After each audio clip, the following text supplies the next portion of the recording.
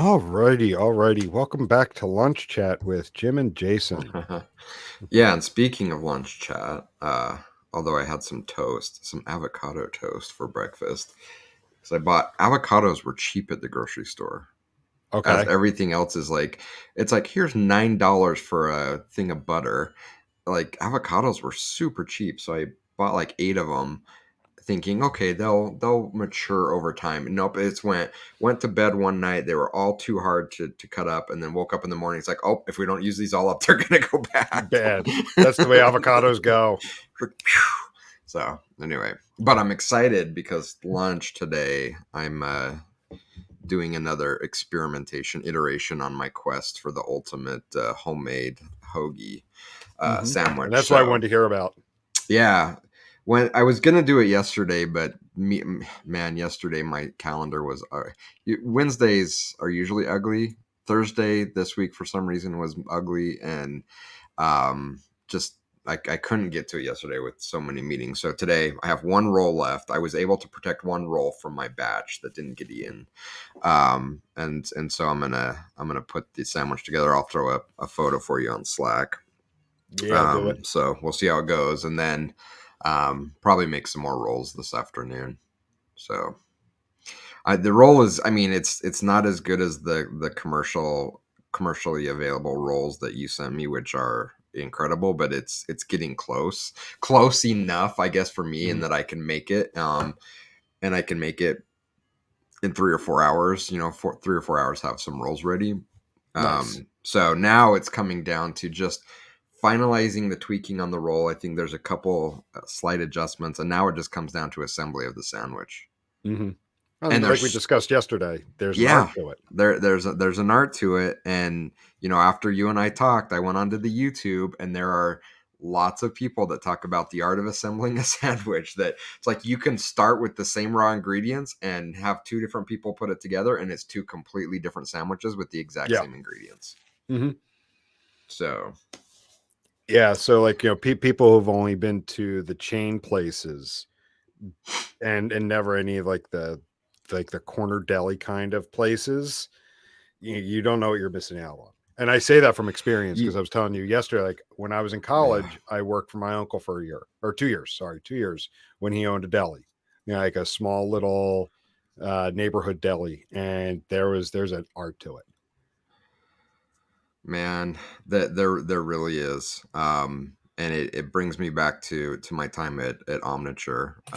There was a small little, and I'm sure we have talked about this sandwich shop on past episodes. But there was this little sandwich shop called Bailey's. And it was inside of a coffee shop. So you had to find the coffee shop, walk through the coffee shop, and then get to the sandwich shop.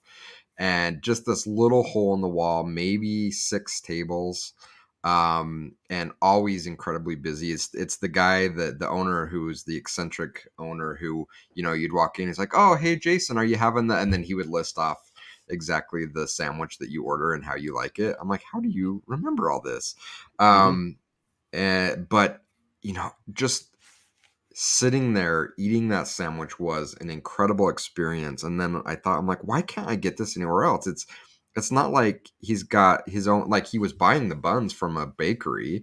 He had cold cuts that you could get at your local grocery store. I'm like, why is this so much better than anything you can get anywhere else, or that I can make? And for the last 20 years I've been trying to recreate it. And sadly, and also happily, like after many years of running the sandwich shop, he retired and closed down the store. And so I can't even get my fix there. So the necessity of not having it has forced me to try to recreate something at least close. Yeah. But yeah, I mean, if you've never gone to a non-chain deli to get a proper hoagie, sub, grinder, whatever you want to call it in your part of the world, you are missing out. Here's why. I'll tell you a couple reasons why it tastes different. um, a lot of the chain places, the meat is pre-cut.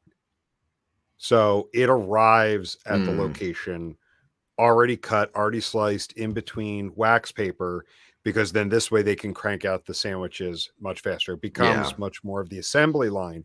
Whereas when you go to those corner delis, they don't pre-cut anything. And it's on purpose. So it's like you're getting the meat is is freshly cut Yeah. from the case. It hasn't. It's been in the case, but then it's freshly cut. And sometimes even some of the meats, when you repack them, they sit in their juices, like the roast beef, Mm, a couple of the kinds of hams. So it doesn't dry out, because the minute you start cutting it, it starts to dry out. So if you've got yeah. pre-sliced meat, it starts to dry out. You lose the flavor. So that's the biggest thing, is stuff is freshly cut. I'll say it. the rolls the rolls are sitting in those wooden cases, right, either right behind the counter or right in front of it, because when the place I worked at, there was the old fashioned, it dated back to the 80s, this wooden case with a little plastic slide over top of it, and it would be in front of the deli case, and people will go up and pick up their own roll. So people go Mm. in and like, okay, that's it, and pick up the roll and bring it over. And here's, I I've want a never roast seen beef, or I that. want it to. Never seen Oh, that I'll have to before. send you a picture the next time I see one. I like Okay. the place around the corner. I don't know if it's a thing here or if it's just excuse me, with the chains becoming the predominant thing, it's been phased out. But yeah, Oh, like every deli I've ever been to, the case of rolls is right there, and you've got the little bag if you want to buy a dozen, half a dozen, whatever. But then you make your sandwich, you hand the roll to the person. that's So awesome. like, like there's just something to like the bread kind of sitting in there. Yeah. Now you get the delivery in the morning, Right. because that's the third component of this, is the bread is delivered every morning. Mm-hmm. So it Yeah. gets delivered in the paper bags, and you pour it into this tub, and there's just something, to Something me, about that tub. there's something about like it being delivered in the paper bag and then being put in there. It kind of, it seasons it a bit versus it just kind of coming off a conveyor belt. Yeah. Yeah. And then it's how you prepare it, like how you dress it, how you lay the cheese, the meat, the veggies, whatever. It's that's why that taste is hard to recreate. So I think if I hear what you're saying, I need to, if I'm gonna have a sandwich in the afternoon, I need to make the bun. I need to get up early and make the buns in the morning, so they have a little bit of time to cool and set. I need to find Yes. some sort of drawer to dump them into, Mhm. and I finally need to pull that commercial meat slicer that's on my Amazon wish list into my shopping cart. Yes. Understood. All right. And I have the scars to prove it. Like I actually like nipped the tip of this finger a couple times on the meat Oof. slicer. And I was actually joking with my uncle. A month ago, we were on a trip. I said to him, I said, "Do you remember when I cut my finger on that?" He goes, "Yes, on the meat slicer. I'll never forget it." That's one of those things you just don't forget. Well, Yeah. so one more story, and then we'll get into our topic. And I actually believe I have a segue for it. I promise we're going to get to our Okay. topic. Um, it was, we would cut the tomatoes and lettuce the night before, and then put the pre-sliced. But the one thing we would pre-slice the night before was lettuce and tomatoes. Put a head of lettuce on there, run it through the meat slicer, pack it up, put it in the fridge. Put tomatoes on there, but you never use the guard, because we use the guard, it squished them. So by Smashes the it. next morning, the jar would be just like this Water. gelatinous blob of Yeah. tomatoes. Yeah. So what I would do is I'd stack two tomatoes on the slicer, just lightly put my finger on Mm. top and run them through. And then one night, like I just happened to look up because someone was coming in. If someone, I'm like, "Hey, how's it going?" It didn't hurt. I just knew it. I'm like, just clip my finger, and it was such a clean cut, like just like Oh no, no, no. I get it over to the sink, and there's just blood everywhere. And then of course, Oh. like you've got the vendor deal for like the towels and the wash rags and everything. I keep wrapping the finger. Like I killed like a stack of wash rags trying to get the thing to clot. Nice clean cut. Exactly. 1 week later, I'm doing the same thing. I'm like, I just cut my finger again because someone came in Oh, the door just as I was slicing the tomatoes again. dude. And so my uncle comes in. He's like, "You did it again?" And I'm like, "Yeah, I did it again." Well, minus the cutting the tip of your finger off, I'm incredibly jealous of your experience working in a proper deli. Yeah, it's one of those things, and that's why, like, like you're going to your chain places, your Subways, your Jersey Mike's, all of those. Nah, nah. Yeah. I'll go to the corner deli where the roll sits in the little wooden bin, or just out in the middle of everything, and they're Yeah. cutting the meat fresh. Yeah. But so my segue into our topic, and it's not about cutting fingers on meat slicers. So I will say that is the one thing. Be careful if you do get that meat slicer. I want to continue our topic on data literacy because just like we were talking about with making a sandwich, using data, there's a skill and an art to it. There's a craft. You could go anywhere and get any kind of sandwich. You can go anywhere and get data, regardless of what it is, whether you work in e-commerce and you want to bring an agency to help understand the data, you bring in a marketing agency and they come with data showing campaign performance. You can get data anywhere. But working with people that are literate, that understand the skill, the craft, the art behind using the data. So the skill and the craft being how to pull it, how to make sure it's accurate, how to make sure that it's it has value. It is actually information that's going to provide value to the business. And then the art behind it of how to present that information, that it's not misleading, that again, it's accurate and the business is going to get value from it. Like finding those people is critical. And last week we just talked about what is data literacy, the academic definition of it. And then kind of what does it mean really when you dig into data literacy and being data literate. My question today is the flip side of that is what does it mean to be data illiterate? What does it mean for an individual that is lacking in the area of data literacy? I think for me, it is, I guess, most easily summed up by saying someone that takes at face value the representation of a data visualization or a data insight or a data um, summary or headline without even thinking about the need to question what that data means.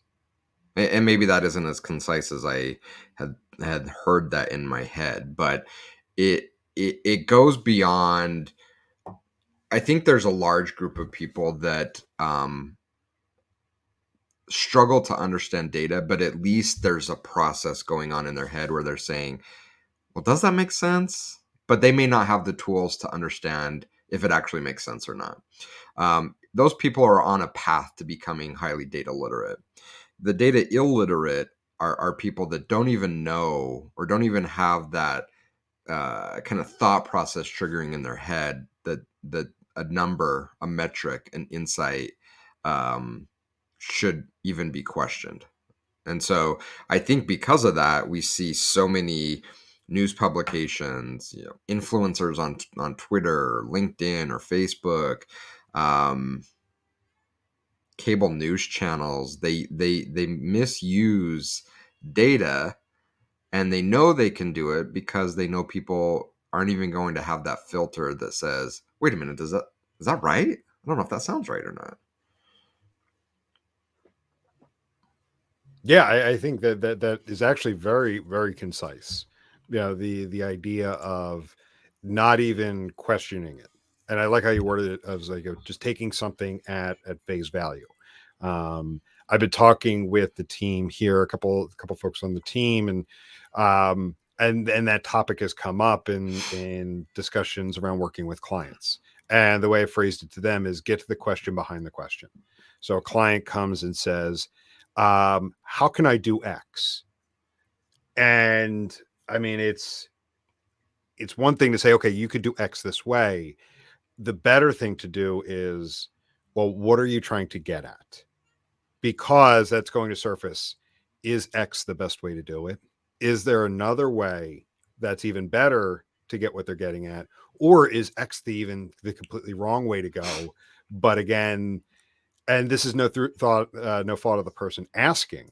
It's why teams like us exist is to get to, well, what are you actually trying to get at?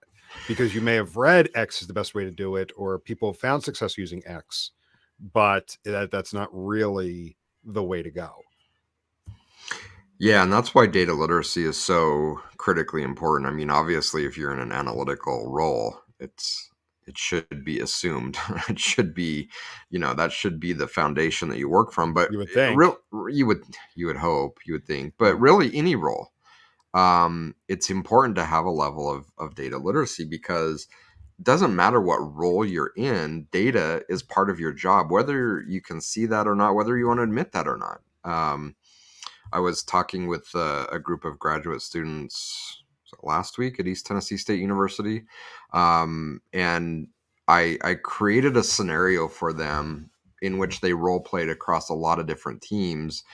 And one of the questions, or one of the things that I talked about, is like, well, I'm in creative. Like, what does this even matter? And it's like, because it doesn't matter if you're in creative, in software development, in an executive role, in customer support role, any role that you go into, there is a data component to it. And if you don't have the ability to understand data and ask pointed questions about the data, you're going to struggle within your role. And I long thought that, in my very early experience on the client side as an analyst, I got really frustrated with people on the team that were highly data literate, that would ask a lot of these questions and poke holes in things. And I'm like, these guys are just contrarians, or the company Eeyore. They just want to be downers. But as my experience grew, I'm like, wait a minute. They got it. Like, they were incredibly data literate to the point where they could ask some very, very pointed questions in order to better understand, so they could make better decisions, so that they could ensure that the way we were doing things was actually a way that made sense. Because, analytics is really, really hard.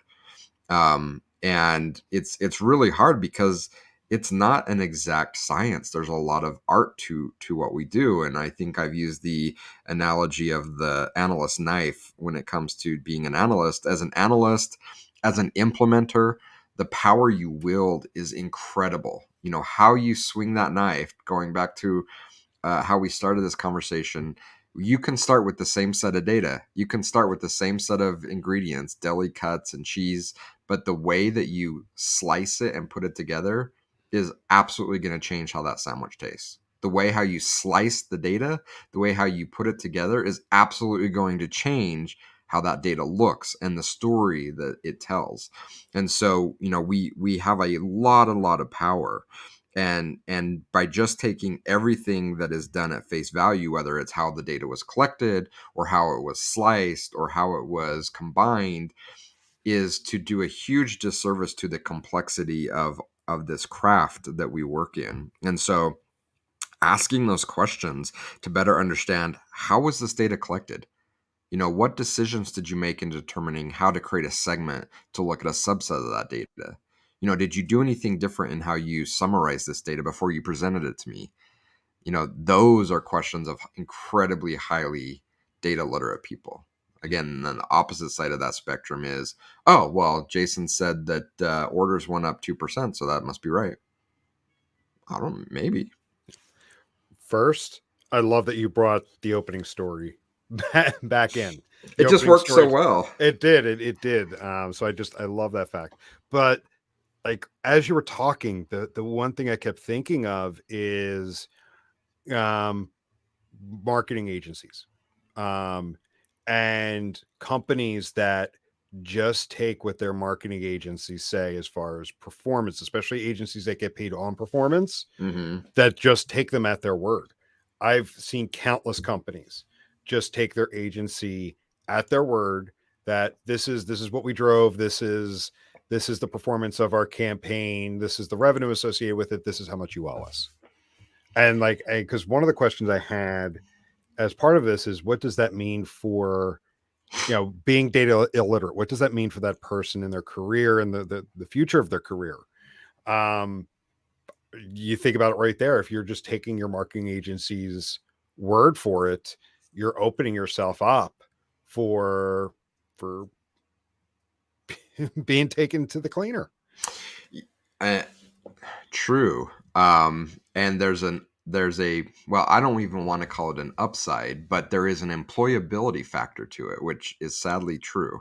To In that, elaborate.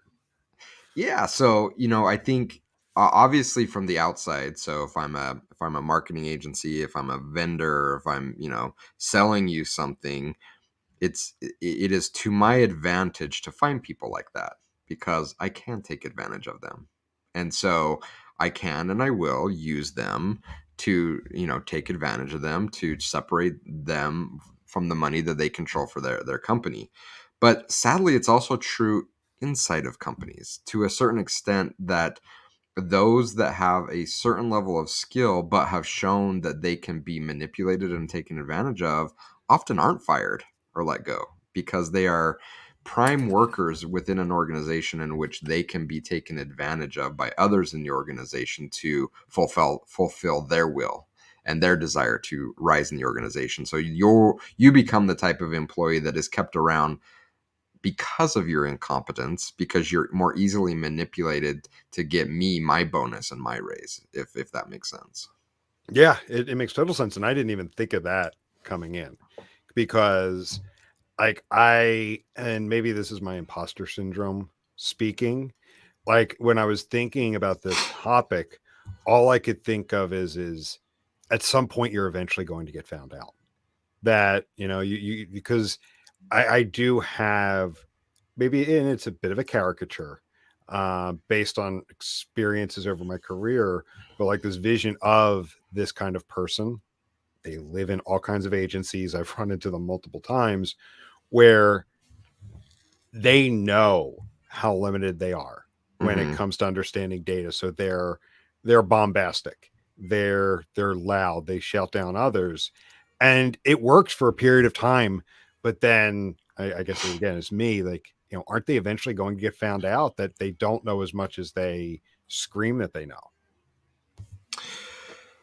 Again, one would hope. And sometimes they are, but then this thing just keeps churning, and they go and they recreate this somewhere else. I mean, we've seen that happen within companies where we've worked with individuals that are incredibly boisterous and loud and incredibly overly confident that we know lack basic skills to do their job, and they do get found out and they leave, and then what happens?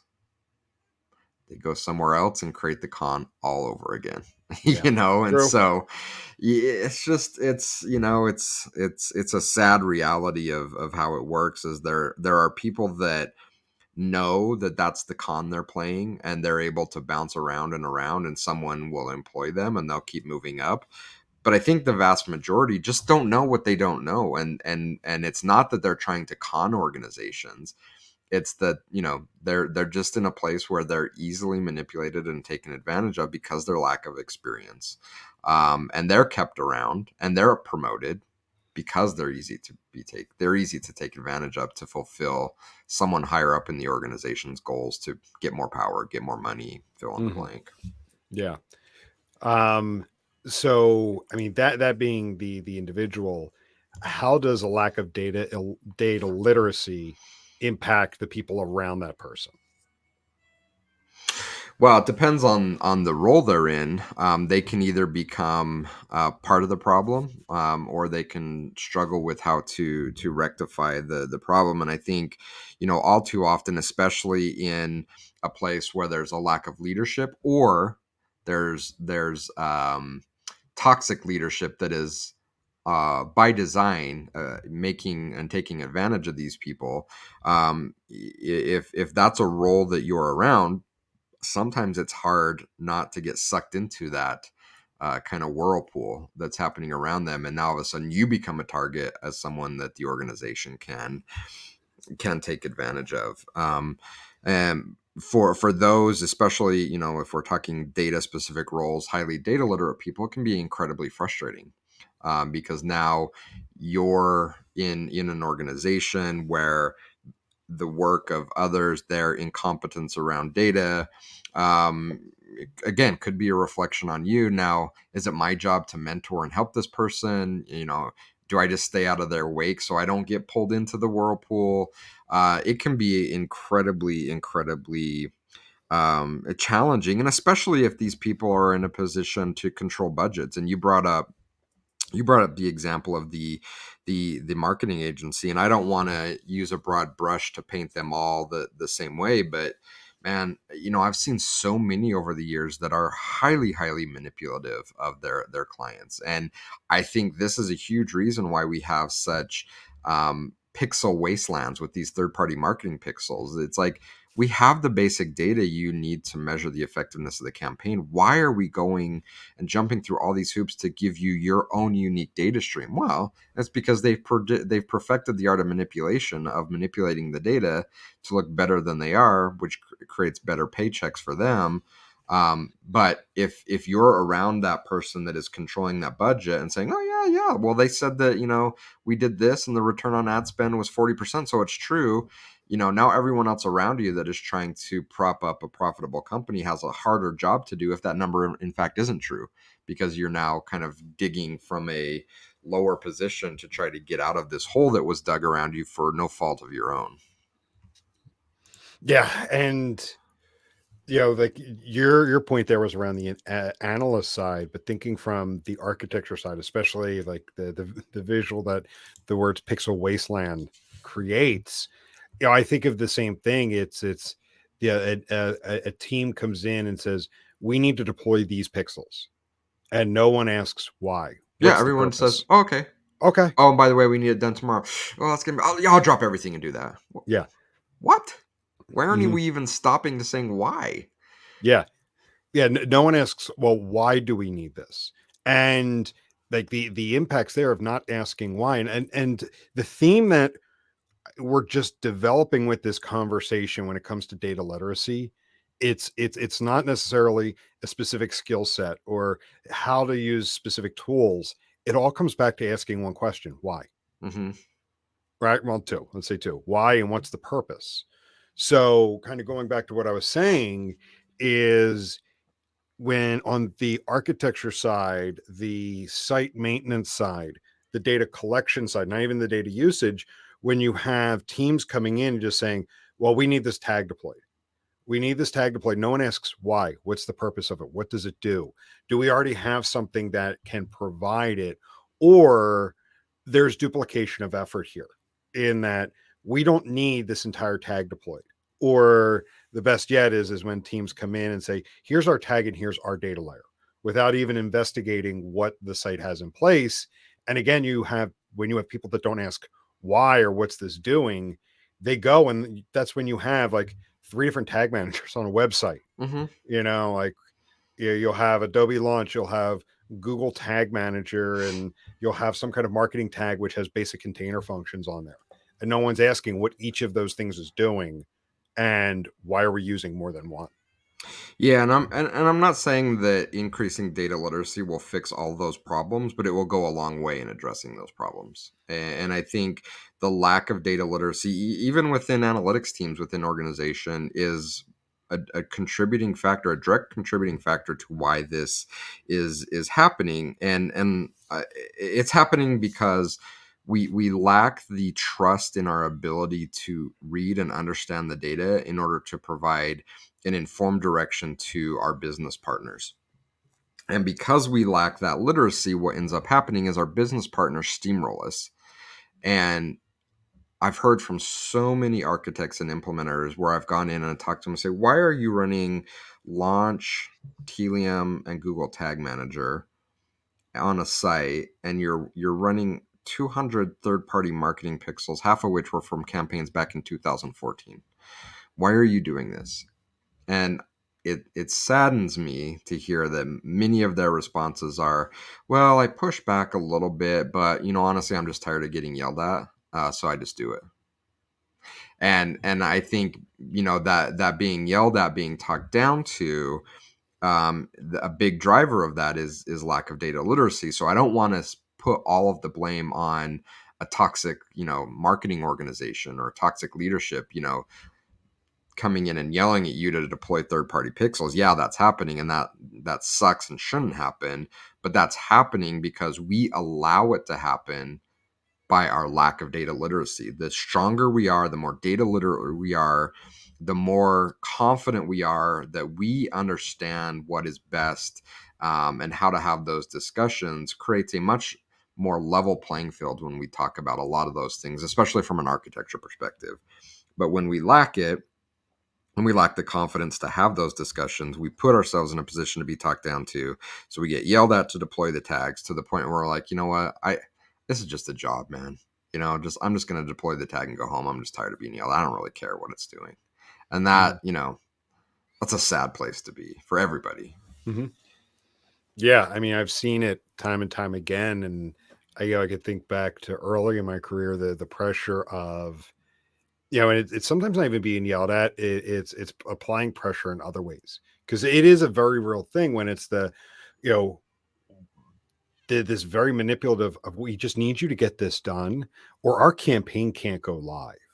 And it's then they CC five other Yeah. people, and Yeah. all those people see is this can't the campaign can't go live. What are you doing? Stop. Mm-hmm. Get it done. They're the experts. Just do it, because we need our campaign to go live. Mm-hmm. Yeah, again, like, I'm going back to my point of putting yourself in a position to be taken advantage of, to Yeah. being manipulated. There's unfortunately a large segment of the digital analytics population that sits in that realm, where very smart people, very capable, but have made choices to put themselves in a position where they can be manipulated and taken advantage of, which they are. Then they hate their job, and then this whole thing just snowballs. And so, again, sure, like, this should start from the top down. Like, this toxic way of doing things should be fixed at the top levels. But that isn't an excuse for us to, in within our digital analytics roles, to throw our hands up and say we're helpless. Hmm. There are still things that we can do to make this a healthier environment for how we do business, which puts us in a better position to have a job that we don't hate, and hopefully provides some value back to the organization. But let's start with just not hating our jobs. Yeah. Yeah. That would be a good thing. Yeah. So, I want to dig into, our the final question that we started asking is, think about everything we've talked about today, and it's interesting. Like, when you think of data literacy, you just think of using the data, whether it's someone not knowing the data that they're using to prepare a report and unintentionally misleading people, or someone who knows how to fudge the data is misleading people, or people that don't know how to interpret the data. We have been talking about the architecture side of too, is like, why do we need this? Are you asking the right questions? And if you're not so data literate, you don't know what questions to ask, even just on the architecture side. So what does all of this mean in the context of sustainable analytics? Well, I mean, I think you hit on a few really critical key points. If we don't know the right questions to ask, then we're in a very difficult situation, where if we're making sustainable choices, it's by luck. It's not because it's from an informed place. So, that gaining that high level of data literacy is going to, by default, result in sustainable analytics practices. It's, again, not something I think needs to be at the forefront of your thought. It will be a result by just becoming more data literate. If not, we've already seen what happens. And from a sustainability standpoint, what happens is these very smart, capable people within organizations hate their jobs.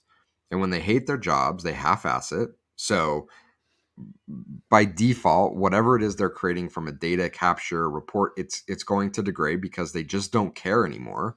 And then ultimately they're going to leave, because they've been so mistreated. And so the organization now has to take, 5 huge steps backwards, bring someone else in to try to get them back up to where they were. And once they get close, the person leaves because they hate their job. And so there's no way that you can create any kind of long-term sustainability when you have a transient workforce like that. And we've seen it with lots of companies that we've worked with, where they've brought in smart, capable people, but the organizations were so toxic that these people were lasting less than a year. And leadership is saying, well, I don't understand why our implementation's falling apart. Well, I don't understand why our data quality is so bad. Well, what's so hard to understand? We've created these environments where data literacy has been deprioritized, where we've kind of devalued that role, devalued the education around the importance of data. It's made people hate their job, so they're making decisions that are only in the short term to get by one more day, and then they leave. So of course this isn't sustainable. So any organization that truly wants to build a sustainable analytics practice has to start with their people, and has to start by creating as much knowledge, which is a never ending pursuit around the importance of data literacy in this perspective, so that they can retain people that are happy, content, and making decisions that are good for the long term, not just I just want to get my job done today so I can go home without being yelled at anymore, which is the case for so many people. And just the fact that any kind of sustainable practices are made in those type of environments is just, it's got to be sheer luck. It's not because it's happening because, we're investing in data literacy, we're investing in sustainability. It's happening by pure chance. Mm-hmm. And what I'm thinking of is I'm thinking of that Nespresso machine. You shared the picture of maybe about a month ago at this Uh-huh. point, the one you put away. It's like, okay, let me break it out and use it. And then you were finding issues with it Yeah. because even just kind of packing it away, it still hadn't been maintained. So it took a bit to get it back up and running. Yeah. Yeah, and that's such it's such a great visual. But it's true, and it comes down to, excuse me, this whole thought. Like if you truly care about something, you have to invest in maintaining it often, daily, Mhm. weekly, and that is Storing it properly. storing. Yeah, I mean, then that is true for your data practice. If we're not focusing on, none of us are at some kind of level where we're done learning, right? Like we can become more and more literate in how we think about data. And so, that to me is part of that maintenance, storage, whatever process of caring about the things you own, that this isn't a Boolean that you're either data literate or not. It's a spectrum that people are on that are either progressing towards more data literacy or regressing towards more data illiteracy. And so it's not something we reach a destination and say we're done. It's something that we should constantly be focusing on increasing our ability to understand, question, and use data. Yep, very well said. And I mean, this has been a great topic. And I'll be blunt, probably one that better than I thought. I knew it'd be interesting, but just kind of some of the avenues we've gone down. We have two more episodes that we're going to record around this, but when I was thinking about it, I'm like, let's see what we can learn from it. I'll tell you, this has been a bit more interesting than Yeah. even I had expected. Kind of planning these out. It's a fun topic and it's a broad topic. And I think what's so fun about it is that this impacts every human on the planet. This isn't something that's just specific to our kind of little niche that we play in the world. Like, Yeah, data literacy is something that impacts every person on the planet. exactly. It's not about just deploying EVARs or GA4 migrations or building out a dashboard or piping data into Power BI, which again are niche things specific to us. This is this impacts your day to day. Yeah, it impacts your life for sure. Yeah. Good stuff. Yeah, good stuff. So let's go ahead and wrap up there. I think like the one thing I'm going to take away is always ask why. Yeah. It's be the 4-year old. That 4-year old Yeah. was like, Yeah. why? It's time for bed. Why? Right. Come on, we got to go out. Why? Where are we going? It's be that 4-year old that's asking why. Absolutely. Mhm. I like it. Yeah. Awesome. Awesome. Well, the great chat. We'll go ahead and wrap up there and talk to everybody later. See you. See ya.